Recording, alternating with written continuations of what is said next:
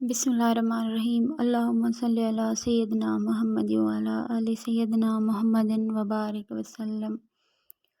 ایک باکمال درود پاک۔ اس درود پاک کے الفاظ تھوڑے ہیں لیکن برکتیں بے شمار ہیں۔ یہ درود شاہ عبدالحق محدث دہلوی رحمۃ اللہ علیہ نے اپنی کتاب جذب القلوب میں لکھا ہے۔ انہوں نے لکھا ہے کہ جو شخص کثرت سے یہ درود پاک پڑھے اسے دنیاوی نعمتوں کے علاوہ قیامت کے دن حضور رحمت عالم صلی اللہ علیہ وآلہ وسلم کی شفاعت نصیب ہوگی۔